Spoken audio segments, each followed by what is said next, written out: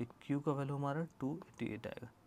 फिर से मैं इसको एक्सप्रेशन को, इस प्रॉब्लम को आपको बता देता हूँ कि एक cubical volume is bounded by the surface, और दे रखा है पार्टिकुलर कोऑर्डिनेट, मैंने कोऑर्डिनेट को पॉइंट आउट कर रखा हूँ यहाँ पर।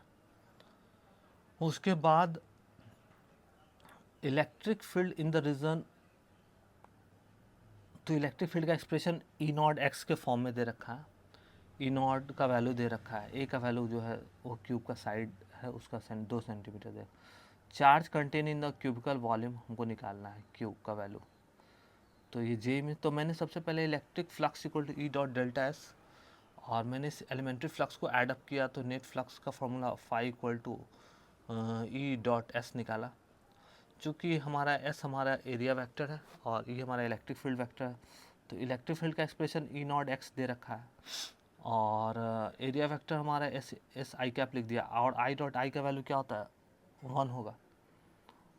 तो यहाँ से फ्लक्स का एक्सप्रेशन पहला इक्वेशन आ गया। गॉस लॉ का यूज़ करके मैंने, गॉस लॉ का फ्लक्स इक्वल टू होता है Q in net enclose by Gaussian surface divide by epsilon not, और दोनों इक्वेशन को इक्वेट किया। इक्वेट करने के बाद मैंने क्यू इनक्लोज का वैल्यू डाला, और ई नॉट का वैल्यू क्वेश्चन में दिया हुआ है। एक्स जो है हमारा साइड लेंथ लिया, क्योंकि 2 सेंटीमीटर ये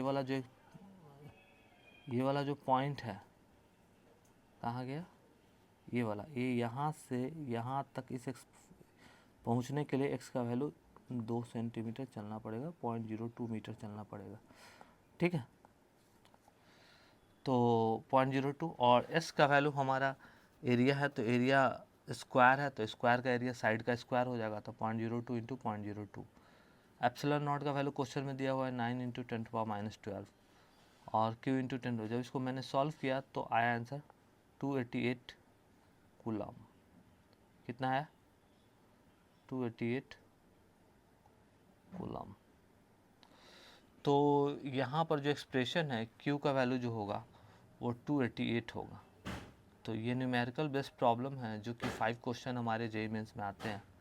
हमारे चैनल को आप लोग लाइक कीजिए, सब्सक्राइब कीजिए। मिलते हैं नेक्स्ट वीडियो में। थैंक यू, धन्यवाद।